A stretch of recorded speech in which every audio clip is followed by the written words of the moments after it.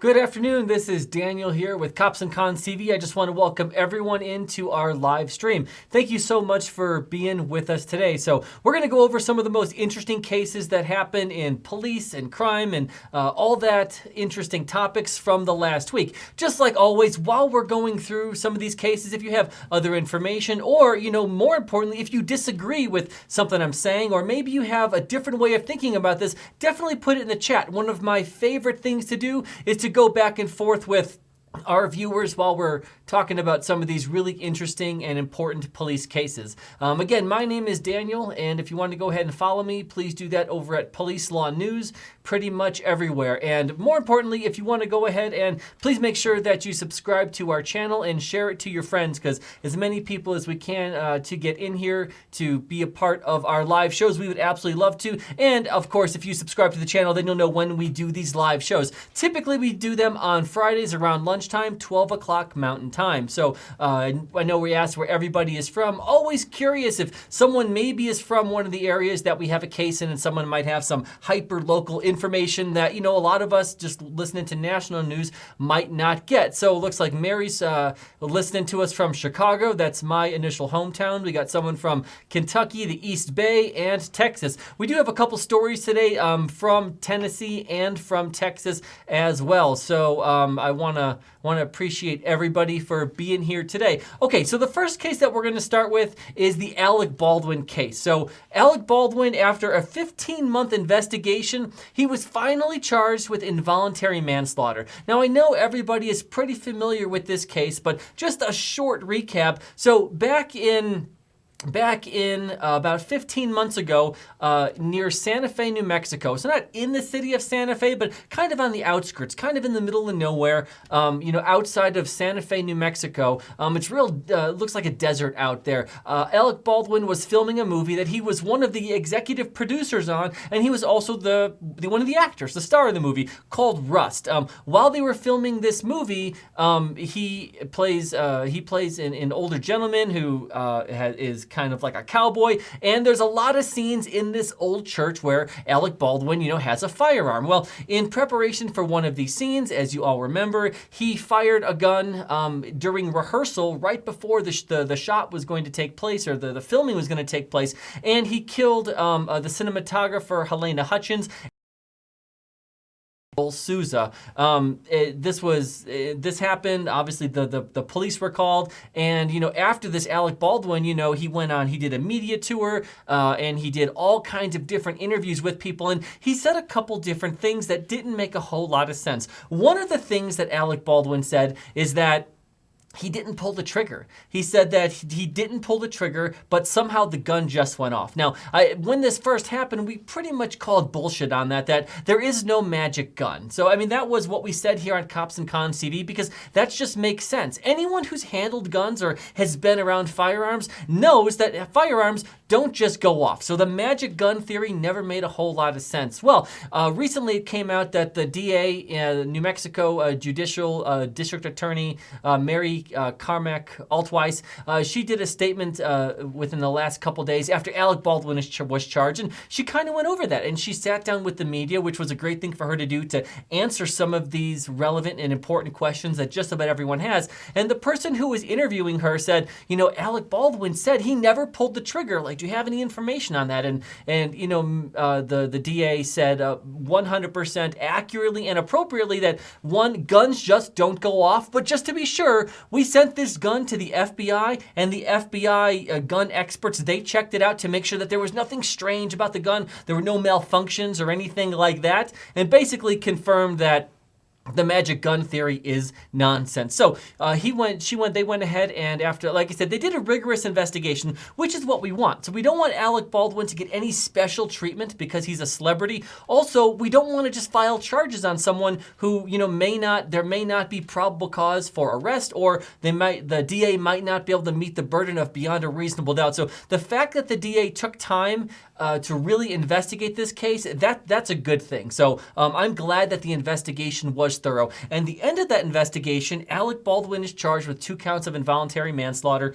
and also the armorer. Her name is Hannah Gutierrez Reed. She is also charged with that as well. So kind of what we think happens is that the armorer, Hannah Gutierrez Reed, handed the gun to one of the assistant directors, and then the assistant director, there's some dispute over what the facts are, but told Alec Baldwin that it was a cold gun and handed it to him. So obviously there's facts that are in dispute, and the jury's going to be able to hear those facts at trial, but that's pretty much what happened. So the idea that the armorer, so the person who was, and I just should say, so that person in the middle, the director, his name is David Hall, he actually took a plea deal. So pretty much before he was charged, his attorney, Lisa Tarraco, she was able to work out a deal with him, which I think was probably the absolute best thing for her to do. He got some really excellent representation there, where essentially he took a plea deal where it looks like he's going to get 6 months of probation. In exchange, he's going to testify against both Hannah Gutierrez Reed and against Alec Baldwin. When we say testify against, I mean, he's essentially going to say what he thinks is true, what he thinks happened, his version of the events. He's going to go ahead and say that in court, and he's going to be able to be cross-examined because he'll be a witness for the prosecution, but, you know, there aren't going to be any other pending charges against him. You know, he pled guilty to whatever charge he pled to, and he has 6 months of probation, which, again, is probably the best thing for him. So you have to look at it this way. In the investigation, it would seem like the district attorney and the investigators who looked at this looked at these 3 individuals. Okay, you have the armorer, who's Hannah Gutierrez, whose responsibility it is to make sure the gun and everything is safe. It's ultimately her responsibility. She hands it to David Hall in the middle, who then hands it to Alec Baldwin. So you have 3 individuals who have possession of this gun at some point before the homicide happened. So, you know, at what level of culpability is each of these individuals? Well, it seems to me that the DA felt that it was the person in the middle, David Hall, who was the least culpable. That's my guess as to why he was offered a deal. Okay, so he was charged with involuntary manslaughter, and you know, this is really interesting because you have to think about it this way. Like, let's look at it from the point of view of Alec Baldwin. Okay, you're Alec Baldwin. You're a producer of the movie. You are also an actor. So, in long story short, you have a lot of shit going on. You're busy. You're not just sitting around. Being an executive producer in a movie, even if it's a low-budget, crappy Western, being an executive producer and the lead actor, there's probably a lot going on. So, from his point of view, my argument would be, okay, so yes, he has a lot going on, so he hired someone specifically, a gun expert, and Alec Baldwin is also a full-time tweeter on Twitter. So, you know, he does have that job as well that he's probably always thinking about. But he hired, as the producer, a gun expert, someone whose sole responsibility is to make everything safe, to kind of take the liability off of him so that he could, you know, worry about producing and acting in this movie. So that would be my argument that, hey, no, Alec, he recognizes he doesn't want this responsibility, so they specifically paid for someone to do this job to make sure everything's safe. So that's why Alec believed that the gun wasn't loaded, because he specifically hired someone for that job. And listen, I get that argument. Common sense wise, like, that kind of makes sense. But when it comes to the actual law, as simple as I can put it, there just is no exception in law to a homicide that happens on a movie set. And I'm going to say it this way. So, when it comes to law, the way that laws are written, you know, and it's essentially, it's elements of a crime. If you do this, and this, that's involuntary manslaughter, you know, and they have different elements to crime. Well, the elements to criminal acts and to criminal charges, typically, you know, they're not fact specific. So that's why I said that there's no exception in law for something that happens on a movie set. So think about it this way. Me and you and someone else were in a garage and we're just hanging out in someone's garage.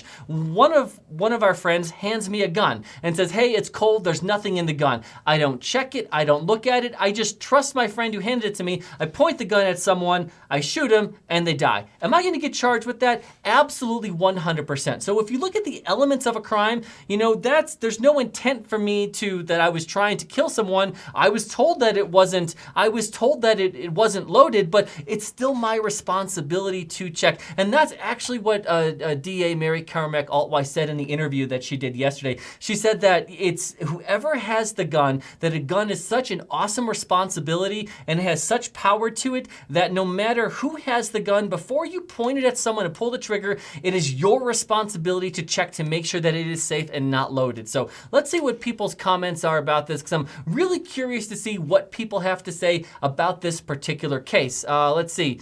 Larry says, yeah, how's the gun going to go off without pulling the trigger? Exactly. Larry, yeah, 15 months ago, I said that the magic gun theory is bullshit, and it still is. Randall Lewis, let's see. Yes, good charges. It's still the shooter's job to make sure the weapon is safe. Absolutely. Ray Baker, Hannah is guilty in my opinion. Ray, I'm going to get to that in a second, but I think that there's, in my mind, from what I know, and I'm, not sitting in with the investigators, but from what information is public, it seems like, yeah, that it's pretty reasonable that Hannah Gutierrez was going to be charged. That seems like a reasonable thing. I'm definitely not surprised by that. Paul Soprano, her family may civilly be charged him if they haven't already. Yeah, there is a civil lawsuit that has been filed, absolutely. And Mary from Chicago says they already settled the civil case out of court, which they absolutely did. Let's see. The Ray Baker says you didn't hire a professional. That's the difference. Well, I believe that, hey, Ray, so I believe that we may look at her and say, no, she's not experienced as even just a regular street cop or a retired police officer, or maybe other people who do this job, maybe she's not experienced. But my understanding, and please correct me if I'm wrong, but my understanding is that whatever minimum standards that they actually are in order to have this job to be like the safety person on scene, that she at least met those minimum qualifications. Now, if I'm going to be her defense attorney, here's what I would say. And I think this is going to be her defense, and this probably should be her defense. And she actually has an excellent defense attorney who is representing her. But her defense is going to be something to the effect of, okay, yes, my job was safety, but this is such a low budget film that they had me doing all these other things. So I was also in charge of wardrobe. I was in charge of this. So yes, and it was documented that many different people who were working on set actually complained about how the scene wasn't safe, about how it wasn't safe. So Hannah Gutierrez, what she should be arguing, what her attorney is going to be arguing, is that there was this entire system, this entire set was not safe. Not Hannah's fault. She's the lowest on the totem pole. She did everything she could with what she was given, but she was given all these different jobs. If this had been done correctly, managed correctly by the producers, one of them being Alec Baldwin, that, hey, this is your only job is to manage safety, not all these other things, that she would have been able to do that properly, but for mismanagement from the top. That's going to be her argument. And you know what? That actually might be a compelling argument. The one question that Mary Carmack Altweiss, the DA, said yesterday, that kind of the question that everybody wants to know, and she said yesterday that they still don't have an answer to this, is where did the live rounds come from? Who brought the live rounds there? Who put the live rounds in the gun? So it seems like they still don't know the answer to that, and I think that's one of the questions that everybody kind of wants to know. All right, let's see if we have any other questions here. Let's see, not an ATF agent. How do you think this is going to affect the industry? Oh God, that's such a great question. So my guess is that this is gonna affect the industry in a couple different ways. Either they are, and I'm not a movie expert or a film producer or anything like that. I'm sure people in here know more than me, but some of my thoughts on that is that something is going to change, meaning either they're going to make sure, put it in policy that whoever has the gun at every stage has to check. So the idea of Alec Baldwin saying, well, I thought two other people had checked. Yeah, that isn't going to be a thing anymore. And whoever handles the gun at any point during the chain of custody, I have to check it no matter what. That's actually part of it. Or they are going to, go away from using real guns in the first place. I believe that The Rock has said that he will pay for CGI with guns. It just seems like, and again, not a movie expert, but it just seems like the idea of having a real gun that has the ability to even shoot actual real rounds, why they're using that with all the technology, why can't it be some type of an actual prop fake gun that, it isn't a real firearm, and how you can't use that with technology and CGI, how that that isn't a thing already is absolutely crazy to me. So my guess is it goes one of two ways, maybe both, but my guess is that's how this is going to go. Those are my thoughts.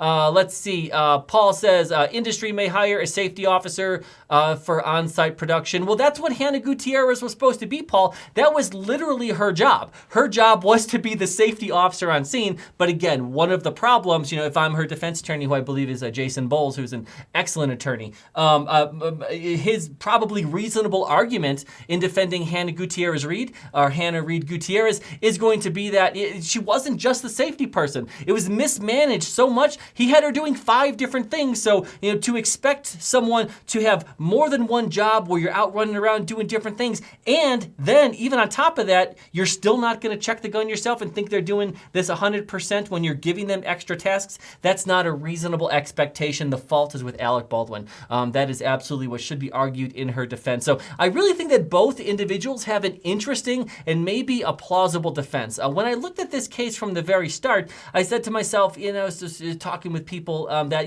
if this was just a civil case, like if no criminal charges were filed, could there be a reasonable defense for everyone? And that instead of this going criminal, this is just a huge civil case? Like, that wouldn't have surprised me either, because again, I honestly do think that both Alec Baldwin and Hannah Gutierrez have a reasonable defense as to why they're not culpable, and that instead it was the system that was culpable, which typically when that happens, it's an insurance issue, it's a civil case, not a criminal case. So this is going to be extremely interesting, and I just want to put it out there that we do have the body cam video from a lot of the aftermath of this case. Cops on Con TV was actually one of the first ones in the entire country to get the body cam video, so I think we're probably going to link it on here, but if you haven't watched it, we have a whole bunch of it, so we're gonna put it on there as well.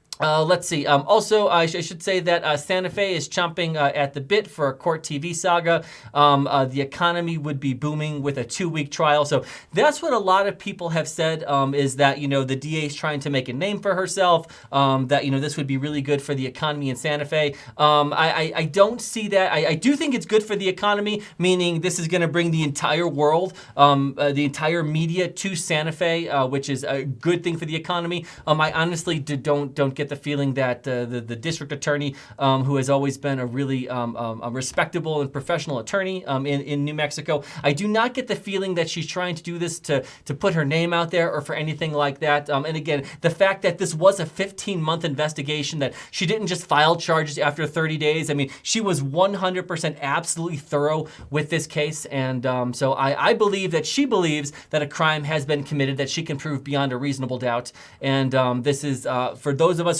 who kind of like to watch this stuff and follow these cases, it's going to be unbelievably interesting. Brother Teresa says that Jeremy DeWitt is my hero. Well, he's mine too. And if you watch Cops and Cons TV at all, you will know that we are huge fans of Jeremy DeWitt. Definitely hoping that he gets out of jail so he can give us some more content to put on there. All right, next case that we're going to talk about is the Idaho murder case. Now, I know that you hear about this case everywhere, so I'm just going to go over a couple of the updates that have happened in the Idaho case. And the first thing that I want to say is that if there's one lesson to take away from this case, it's that police officers and investigators, they know more than they let on. So, I mean, you have to think about it this way. When this first happened and it was 2 weeks in, there were all kinds of people in the media that were contacting the victim's family, which is really a shitty thing to do. You shouldn't be doing that because these people just had a loved one killed and you're asking them questions about the police investigation. I mean, it's absolutely crazy that people in the media would even be asking questions like that. What do you expect these people to say? So anything that the family said in the media, I don't hold them, don't have any ill will towards them. I can't even imagine what that would be like. I blame the people who are asking the questions and trying to exploit these people on their television networks. But, there was a lot of criticism of the police, especially within like 2 weeks of they don't have anyone to custody, they don't have any leads. And I just remember saying, I think I even said it on the show, that like the police could have 5 leads, they could have 10 leads. They could literally be tracking someone across the country or their movements and have warrants and wiretaps and GPS on someone's car right right now, but they're not going to tell you that. Like just because the police aren't putting it out there in the public doesn't mean they're not working behind the scenes, doesn't mean that they don't know what they're doing. So, and I just want to put it out there that the more media attention that is on any particular case, the more careful that the police and the investigators are going to be with what information that they put out there in the public and that they keep from the public. So I think that's pretty reasonable. Also, most people said that, except for crazy people on TikTok who were talking to psychics and, blaming college professors because of what some kind of a tarot card said, what was said on the moon card, like Miss Cleo.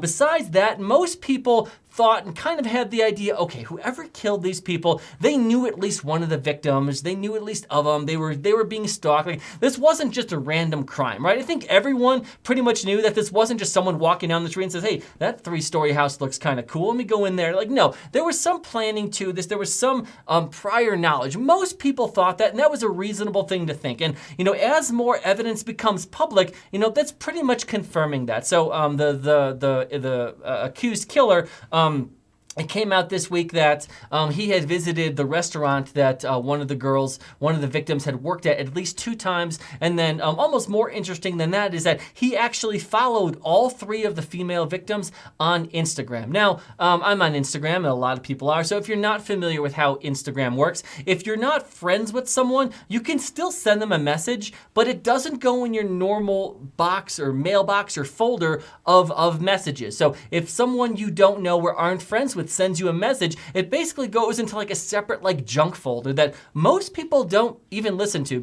or ever look at, because it's mostly like solicitations and people trying to get you to buy crypto and crazy things like that. So most people don't even look at this junk mailbox on Instagram, and or it's it's definitely a creepy dude sliding into the DMs of young college girls. But it's so that's what he did. So the killer, the accused killer, he sent one of the females, and they didn't say who, but they sent her several different messages, and again on Instagram. But again, because they weren't friends, or because she didn't follow him back, it's unknown if she even saw the messages. I mean, most likely not. However, she didn't respond to the messages. From what we're getting from some of the media reports is that the messages weren't overtly creepy. They were to the effect of, hey, how are you doing? But the media reported that it was consistent and it was persistent, meaning he sent the same kind of message, like, how are you doing, multiple times over a 2-week period before the homicides happened. So I just kind of wanted to put that out there that, we all kind of thought that there was some prior connection, and as more evidence comes out, it really just proves that. Let's see what people have to say about this. Secret Agent Man, sometimes outwardly talking about the situation is good medicine. I absolutely agree. Yeah, you're 100% correct there. Let's see. Black girl magic used to run around town with a gun and badge. People would wave and smile, thank me for my service. Then I turned 7.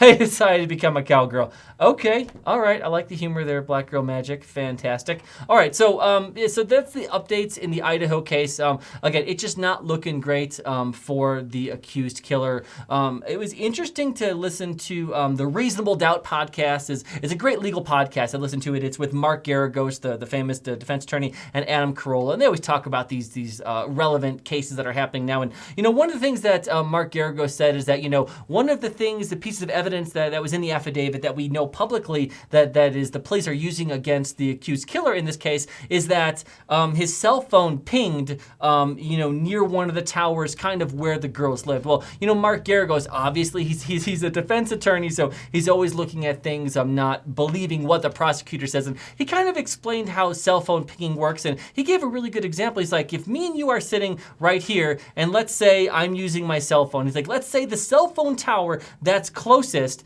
is full, it's busy, whatever synonym you want to use for that. And so essentially, if you looked at my phone right now, maybe it would ping 10 miles away, because that's just the next closest cell phone signal. He said, so just because it pings someplace doesn't mean the person was there. He said, you and I could be sitting in the exact same place. Your cell phone could ping here, his could ping 3 miles away to the next closest tower if this one is too busy or has too much traffic. Now, I don't know how true that is. I'm not sure, but it's interesting to hear a defense attorney say that. So, you would think that might be relevant information for his defense if it's one time. Now, if it's 10, 20, 30 different times that his phone was pinging near the girl's house.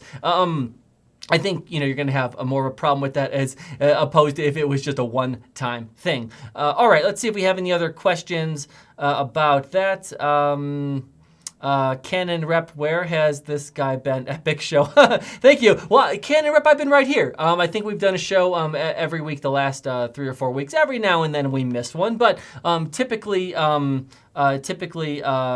are here Fridays. And if for some reason you missed the live show, you can always go back and watch the stream on YouTube. Just go under live and it's there, and you can still comment on it. And I still check those comments all week. So Canon Rep, I really appreciate that. Okay, so the last big case, I've got definitely more cases to talk about, but the last kind of major case from this week that I want to get into. So again, this is kind of like a New Mexico day because I talked about I talked about Alec Baldwin earlier, but this is an absolute crazy case. And it wasn't just a local case here in the Southwest. It was actually a national case where people were talking about this all over the place. And I said this before about Albuquerque, New Mexico, that if you watch Breaking Bad, the way it depicts Albuquerque is perfect. A lot of times a city or a town isn't depicted correctly in a show. Breaking Bad depicts Albuquerque really just like it is. It is an absolute crazy, wild place. So here's an example of that. This guy's name is Solomon Pena. A little bit about Mr. Solomon. So back in the early 2000s, he was part of a group of people who did smash and grab robberies in the Albuquerque area. Well, he was caught and he did 7 years in prison. While he was doing to be 7 years in prison, I should also say that he alleges to be a Navy veteran. However, kind of like a George Santos thing, not really able to verify those facts, though he claims to be a prior military. So he did 7 years in prison for this. At some point or somehow he became very right-wing, very big Donald Trump supporter. I believe he was in Washington, D.C. for the, I'm not sure if he was there at January 6th, but the reports are that he was in D.C. at some, maybe even the first Trump rally on January 6th. And he, so then in this last election cycle, he decided to run for the New Mexico State House, for a state House representative seat here in New Mexico. He ran against a Democratic incumbent opponent. Now, because he was a convicted felon, there's a law in New Mexico that essentially says that if you're a convicted felon, you can't run for public office. So his opponents tried to essentially get him thrown off the ballot right from the start, citing this New Mexico law. Well, he challenged it, and a judge actually agreed with him. A judge found that law was not constitutional and allowed Mr. Pena to run. So he ran, and he lost by 47 percentage points. This wasn't a close race. He lost by 47 percentage points, but he didn't think he lost. So he claimed he refused to concede the election. He refused to, and I should just, maybe a little bit more context help. So he ran in a very blue district. So it's not like he was in a purple district or a red district. So he ran against a popular Democrat incumbent in a House seat that Democrats always win. So essentially, the most moderate, reasonable, normal Republican would have zero chance winning in this particular seat. So someone like him with his history and his very right-wing Trump supporter, again, that works if you're in Lauren Boebert's district. It doesn't work for this pretty far left-wing district here in the middle of Albuquerque, New Mexico. So anyway, so he lost. No one was surprised that he lost, but he lost by, again, a huge margin, 47 percentage points. He refused to concede. He said that there was voter fraud, that there was election fraud. He got all these documents and stuff like that he was trying to prove that there was election fraud, which is absolutely nonsense. There was no election fraud. There's certainly no evidence of election fraud. And again, this is a seat that no Republican would have won, even a normal Republican would have won. So the idea that there was voter fraud and that's why he lost is absolutely insane.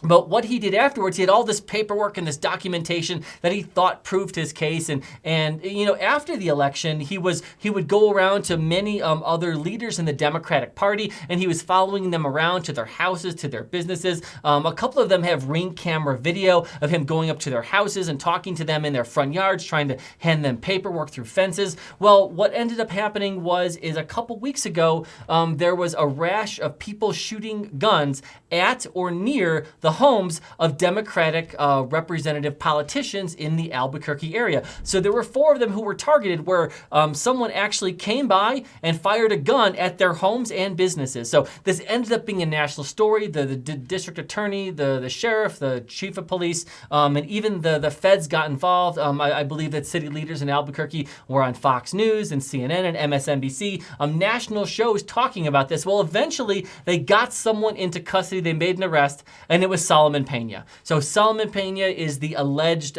person who not only did this, but the allegation is that he essentially hired 2 other individuals to do this for him. So there is a report that he tried to do this with an AR-15 at one of the residences, but the AR-15 jammed. But essentially, he's being accused of a conspiracy of hiring other people to go out and do this. Now, some of the evidence that the police have put out there in the public is that they actually, it seems like the other people that he hired who did the shooting, at least on a couple of occasions, it seems like they're cooperating with police, or they gave police statements, because the police are saying that they have some text messages from Solomon Pena to these other individuals, essentially giving instructions on not only whose house to target, but also specific information on where on the house that these individuals should fire their guns at in order to create maximum damage. So I should just say that the criminal complaint also indicates that they had code words in text. So it's very specific information like this that is really damning. So yeah, I just, and the last thing that I want to say about Solomon Pena is that, if he's convicted, he is going to have decades in prison to work on a better election strategy. So, but again, Albuquerque is a crazy place, and Solomon Pena, he is a proof of that. Black Girl Magic. Oh, let's see what we got here. I know that you can track an IP address, but if you're using a VPN, still give a false location. Don't know. I'm not a tech person when it comes to that kind of stuff, so I don't know. Mark Garagos, what he said about the cell phone pinging different towers. I believe that there's probably some truth to what he says, but he's saying things in light of the defense, because he's a defense attorney. So I'm not exactly sure what he says. Randall Lewis, it is good to see you again too. Thank you so much. Let's see. Mark says, of course the gun can go out without pulling the trigger. Just pull the hammer back before the half cock and drop it. Okay. Let's see. James Echo from San Antonio, California. Hey, Cops and Cons. Did you ever hear Derek Chauvin is appealing his case? James Echo, how did you know? Because we're going to get to that story here in a couple minutes. It's about 2 stories down. So why don't you hang out and we're going to talk about Derek Chauvin's appeal, because it's actually really interesting. Okay. I just want to touch on some other really interesting police news, kind of just like short hits on a couple other stories. One of them being the Derek Chauvin case, but the next one I want to get to is this is the Houston hero case. I'm calling it the Houston hero case. Maybe this guy's not a hero, but essentially this was we covered it last week, so you remember it was in Houston. It was 11:30 at night at a taqueria, and again, I know I'm not pronouncing that correctly, a Mexican restaurant where an individual named Eric Washington came in. He pointed a gun, and he not only robbed the workers and the cash register, but he did kind of like a Pulp Fiction where he was stealing the wallets of all the other people in there. And as he did it, there was an individual who was sitting there who was also armed, because this is Texas. And when the bad guy points his gun at people are fearing for their lives. When he turned his back, this individual, call him the Houston hero, a 46-year-old man, didn't give his name yet. He shot and killed Mr. Washington. And he shot and killed Mr. Washington. Like we explained last week, it was a reasonable use of deadly force. I think he shot 9 times. The first 6, everyone's good with. No one has a problem with the first 6 because there was a reasonable deadly threat to other people. Totally good under self-defense law. However, at some point, Mr. Washington fell on the ground, probably is severely injured, maybe even fatally injured. And after the threat is gone, after the gun has kind of been pushed away from Mr. Washington, as he's leaving, the Houston hero shoots him a couple more times. So as I said last week, legally, there really is no defense. So they are taking it to a grand jury, and we'll see what happens. But legally, I mean, there is no objective legal defense for those last couple shots. However, morally speaking, he's probably going to be okay with the Texas grand jury, so I would be surprised if they indict. So the individual's family, the guy who was the robber who died, Eric Washington. So what's happened in Houston is that activists have basically descended and are on Houston are demanding charges against this individual.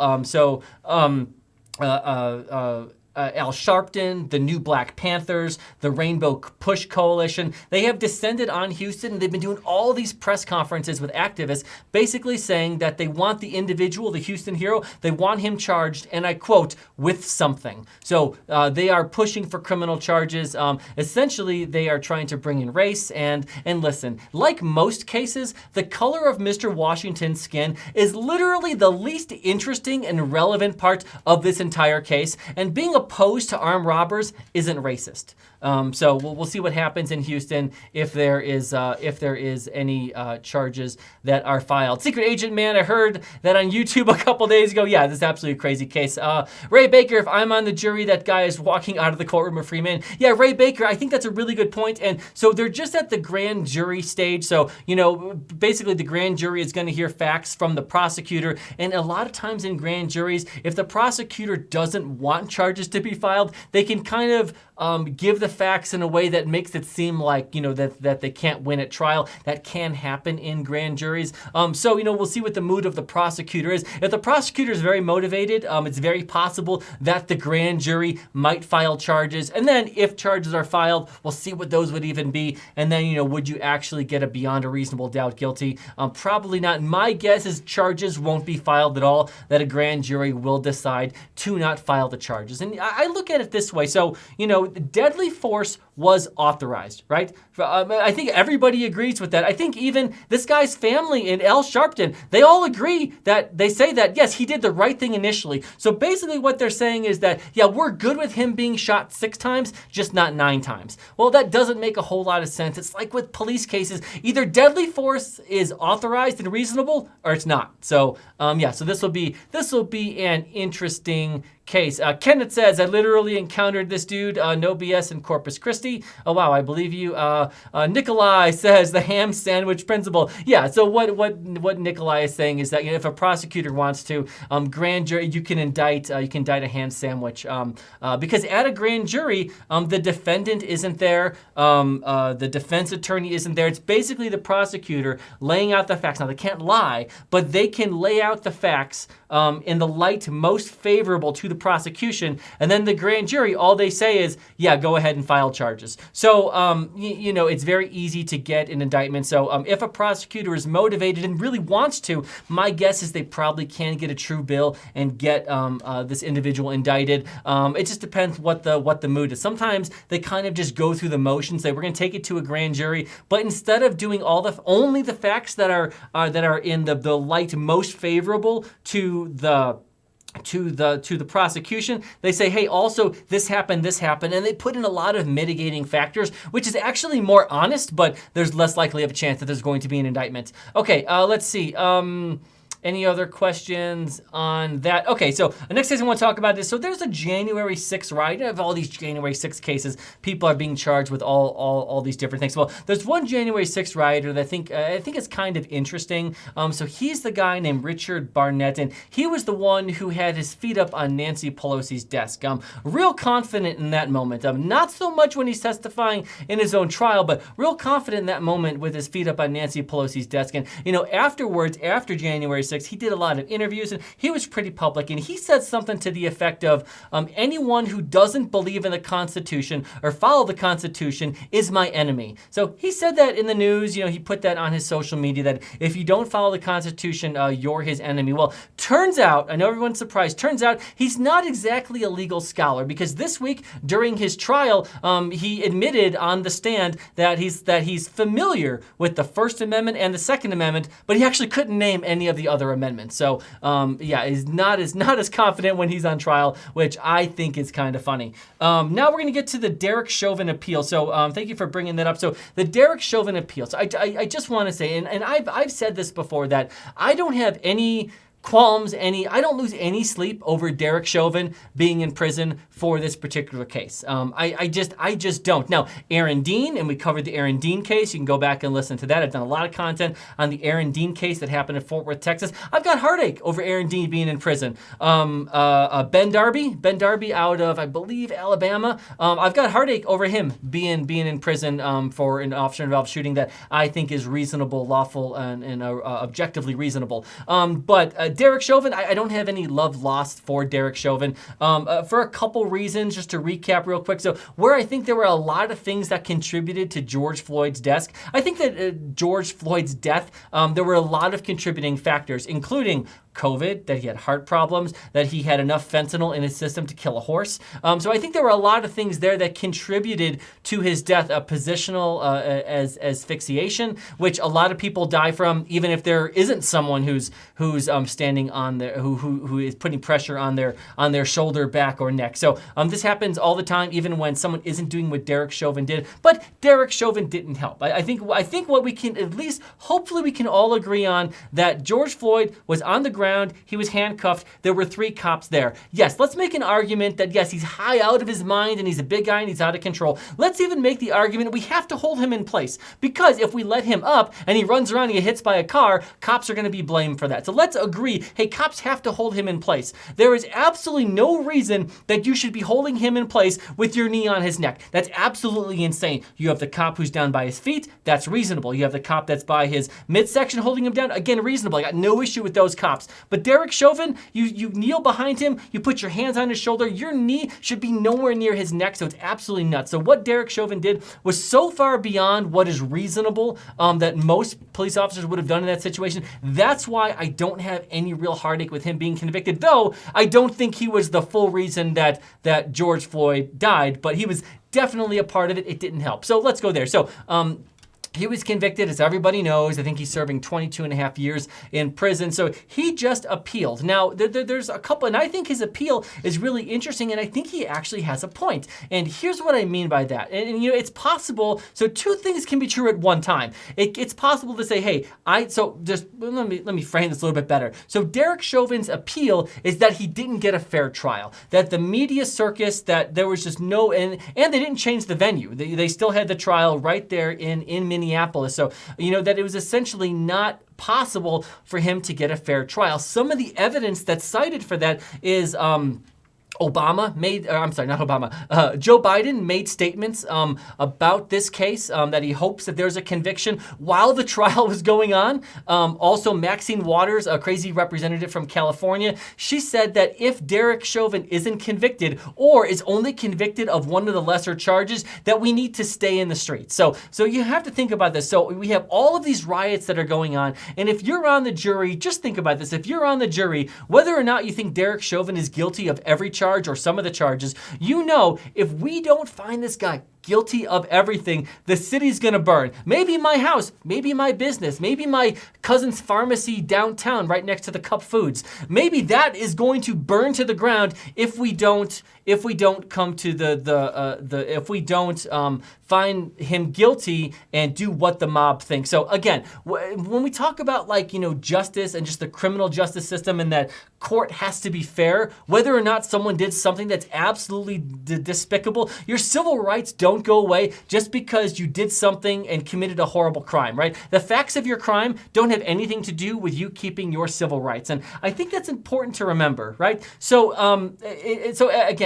with that framing in mind, I think it's possible to say 2 things at the same time. One, that Derek Chauvin did something. It's a criminal act. He probably should be in prison. But also, this guy didn't get a fair trial. And that's kind of where I'm at on there. I don't think he got a fair trial, because I literally don't. When you have the President of the United States and elected representatives basically saying that we want him to be found guilty, and if he's not found guilty, we need to stay in the streets. We need to riot. We need to fight. So, I agree. I don't think that he did get a fair trial. I should also say that when Maxine Maxine Waters and Joe Biden, when they made these statements, Derek Chauvin's defense attorney brought this up to the judge at the time and said, hey, we need a mistrial because look at what's happening. We need to change the venue. The judge almost kind of agreed. The judge said that he was just short of doing a mistrial or having a mistrial in the case because he acknowledged that what was said by these politicians was absolutely problematic. And he even said to the defense attorney, should Mr. Chauvin be found guilty, you have a hell of an issue for appeal. But right now, because we're so far in, I am not going to issue a mistrial. So I think that's kind of where we're at, is that, yes, he's guilty of something. I don't think he intended to kill George Floyd. I think it was an accident. He probably like a manslaughter type thing, where it's like, obviously what he was doing was a battery, right? Like he wasn't supposed to be doing that. It was not necessary force. Unnecessary force, can be a battery. During the battery, someone died. So I think that's pretty much what happened. I don't think Derek Chauvin, after 19 and a half years as a police officer, he's just about to retire. He says, what would be good? I'm going to kill an unarmed black person for absolutely no reason on video and just see what happens because I'm bored. Like, there's no way that he said that, so he didn't intend for it to happen, but his actions helped to cause it. So it looks like he was guilty of something. Let's see. And to put in there, like the George Floyd was actually a guy that he worked with, security at a club with. It doesn't make any sense. Okay, so that's kind of going over the appeal there. I think it's going to be really interesting. I love all this court stuff, so I think it's going to be really interesting. And like I said, I think that Derek Chauvin is guilty of something, but I definitely think he didn't get a fair trial. And I think people looking at it objectively kind of are in the same ballpark of that. And it's really difficult because you have to think about it this way. Let's say it's you or your family member, and let's say that let's say that politicians, including literally the most powerful politician on the planet, says we hope that you're found guilty, and if you're not found guilty, there's going to be riots and shit and destruction and burning all over your city if you're not found guilty. If that were you, wouldn't you be saying, hey, there's something wrong with this? This doesn't seem right. So I think most people in that situation would feel that way, even if we all agree that Derek Chauvin did something criminal that we want him punished for. Two things can be true at the same time. And let's see what people have to say about that. Let's see, Ray Baker, he got the trial everyone else got, and it's not fair. Totally agree, Ray. Yeah, because the other three police officers, I actually don't think they should have been charged at all. And I've gone through this before. I think there's different levels of culpability. So just real quick, the officer who was on the end on George Floyd's feet. So you have an officer on the end, an officer in the middle, then you have Derek Chauvin. So the officer who was on the end, who was like 2 days on the police department, he had an officer in between. He couldn't even see what Derek Chauvin was doing. I don't think he's guilty of anything. The officer in the middle who was on the back, yeah, he probably could have seen what Derek Chauvin was doing. He probably should have told him to stop. So if there is any culpability from the other three officers, I would say it's the officer who was in the middle, who did have a couple years on. He was also a rookie. He was in his rookie year as well, but maybe him. But Tao, the officer who was doing crowd control, he's trying to hold back an angry crowd of like 15 people. He's not to blame at all. If you're saying that Tao should have been concentrating more on what Derek Chauvin was doing, then you also have to say, hey, these 15 people shouldn't be screaming and yelling, because then Tao could have concentrated on what Derek Chauvin was doing and not having to deal with a crazy mob. And you know what? Because of what Derek Chauvin was doing, I get that the mob was crazy, but this was a bad situation. Tao absolutely should not be charged at all. Ray Baker, that's what I think about that. Let's see. Any other questions here? Cajun Randy, then where would you find a jury who none of them heard what Biden or Waters said? Yeah, that's a really good question. Probably nowhere. But you have to think about it like this: is that in the city where it actually happened, it's probably going to be worse. So moving to one of the other counties in the state of Minnesota, the idea is that maybe you'll be able to find something that's a little more fair. But yeah, I think you know what, Cajun Randy, you made an excellent point. Almost anywhere in the country, Derek Chauvin is going to have such a hard time. But literally the hardest and least fair is right in the exact city where it happened. So to move it out a little bit helps. And I just want to say this. So let's say you're a defense attorney and you're asking a judge, you're saying, hey, I don't think we can get a fair trial here. And the judge says, okay, agree. Let's move it to a different venue. Okay, now it goes to that other venue. Well, at that point, that legal argument of unfair trial, that attorney really can't bring that up anymore, or it's not an issue that can be appealed because the judge agreed. The judge moved the trial to a different jurisdiction in the state, to a different county in the state. So that issue, it just isn't an issue for appeal anymore. And here's the thing: if you care about Derek Chauvin being convicted, you want everything to be as fair as possible, because otherwise there could be issues for appeal. Where imagine it's not Derek Chauvin, imagine it's someone who killed a police officer, or imagine it's someone who killed four college students in Idaho. If there's a process problem at the front end, you might say, well, screw this guy, who cares? Well, the legal system is going to care, and you don't want someone getting out in 2 or 3 years because of a legal appeal or a legal problem that never should have happened in the first place. But really, really good question, Mr. Cajun, Randy. Let's see. I don't listen to anything Biden or Waters says. I think that's a good thing to live by. I agree. Let's see. Kenneth, he did see the knee on the neck once. Yeah, I mean, again, any pressure to the knee, head, shoulder, any pressure with the knee to any part of the body just was not reasonable. That's not how police officers are trained. Like I said, I get having to control George Floyd 100%, but the idea that you're going to use your knee anywhere near the head or neck absolutely makes no sense, especially because police officers have been trained on positional as asphyxia for at least a decade, probably longer, that police officers have been trained. And that when you have someone who's having a medical issue, and they did think that George Floyd was having a medical issue, they called the ambulance for him twice, right? I mean, that's evidence that they weren't trying to kill him because they called an ambulance. At one point, they even told the ambulance to step it up to try to get there quicker. So again, that's evidence in the bucket of these police officers were not trying to kill George Floyd. They called an ambulance for him. But all police officers, at least for the last 10 years, have training that if someone is having a medical issue, you do not keep them on their stomach while putting pressure on their back, because that is a way that people die from positional asphyxia. Again, this has been in law enforcement circles for at least a decade. So the idea that police officers are still doing that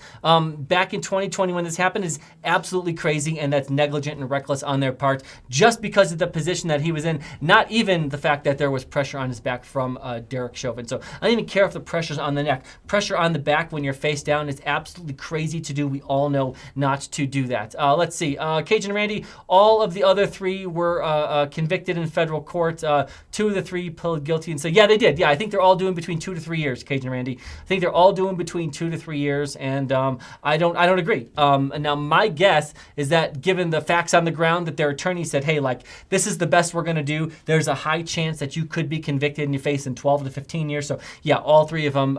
I think one of them's challenging it, found guilty, but 2 of the 3 took plea deals.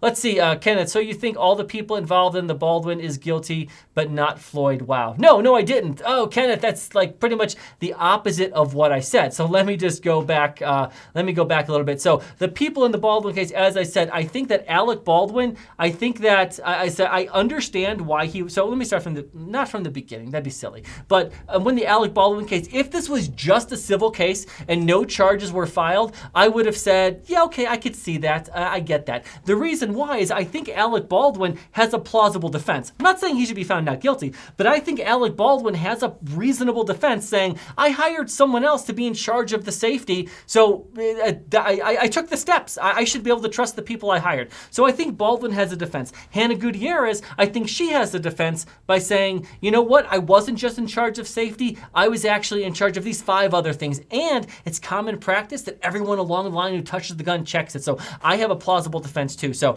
Kenneth, just putting it out there that, no, I'm not saying that everyone involved in the Alec Baldwin case is guilty. I said literally the exact opposite, that I think there is a reasonable defense for both. And I'll be honest, I will be very surprised if there is a conviction on Alec Baldwin. Hannah Gutierrez, I think there's more of a chance, though her attorney's excellent, I think there's more of a chance that she might be convicted, but I think both have a plausible, reasonable defense. And then when it comes to the George Floyd case, yeah, I think Derek Chauvin is guilty. I think the officer who was in the middle on George Floyd's back, I think I could see criminal charges being filed against him. But the cop who was holding George Floyd's feet, who literally couldn't see what Derek Chauvin was doing, don't think he could be charged because he legitimately couldn't see what was happening. And then Tao was the officer who never touched George Floyd, and he was trying to control a rowdy crowd of 15 people. I don't think he should be charged either. Those are just my opinions on it, and it's okay to disagree.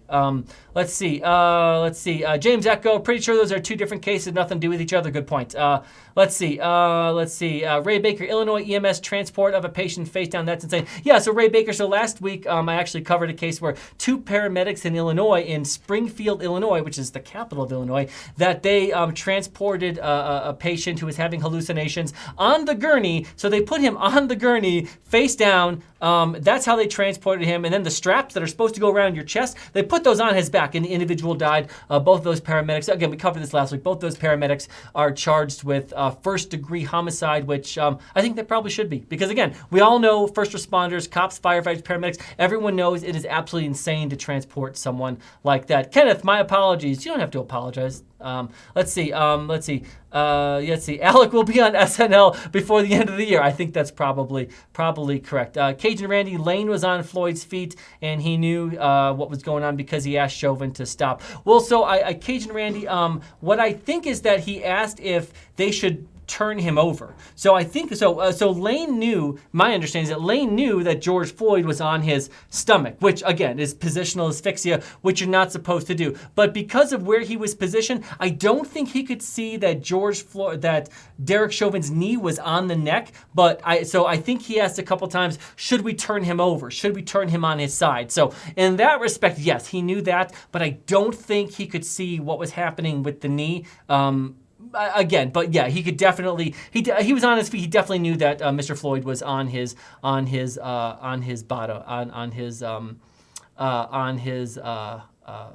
stomach. Okay, last case I'm gonna talk about here, and it just wouldn't be a show about police or anything when it comes to law enforcement news without talking about LaVerne PD again, because it's the absolute craziest story. This is the Tennessee female police officer who was fired with 5 of her male coworkers for basically having sexual interactions with all of them. A lot of it was on duty, and at city property, which is on city property, which is why they got in trouble and they got fired. Again, the memes on this case are absolutely crazy. It is so much fun. But the girl, the female police officer, she's actually married, and her husband, the media's been trying to track him down. So, and I just want to say on this, the taxpayers don't get screwed on this. It was the cops who did. Her husband, the media's been trying to talk to her husband because she's married, he doesn't want to talk to the media. I wouldn't either, right? Like that's not a thing you want to talk about. But one of the things he did say is that he's just asking for some quiet, for some peace, and he said he's trying to salvage his marriage. Now, this is my marriage advice, LaVerne PD style, is that listen, bro, you do not salvage this. You salvage the last handful of potato chips, not a marriage. Move on. So that's my advice, marriage advice for her husband, that he should absolutely move on. Do not try to salvage this marriage. So that's going to be the end of the show. Those were the cases that I wanted to talk about. If you think that we missed anything, or there's any cases that you think were big this week that we didn't get to, put it in the chat. Even if it's later on throughout the week, I do go through the chat, and if there is something that we missed, I definitely want to go ahead and talk about it. The only other thing I'm going to say is I'll be on a radio show this week. It's called the Law Enforcement Today radio show. I believe it's a syndicated radio show on about 90 channels across the country. Law Enforcement Today radio show this coming Tuesday at 12 o'clock Eastern. I'll be on there for about an hour, so if you want to go ahead and listen to that, I would appreciate it. And if you haven't, please go ahead and subscribe to our channel here at Cops and Cons. We have some awesome body cam video coming out this week. Make sure you watch our other videos, especially some of the Alec Baldwin stuff that we talked about, because these interviews with the people who were involved afterwards are pretty wild. Other than that, again, my name is Daniel. Please go ahead and follow me at Police Law News everywhere: Substack, YouTube, TikTok, Twitter. And I really hope that everyone has a great and safe weekend, and we'll see you next Friday. Thanks.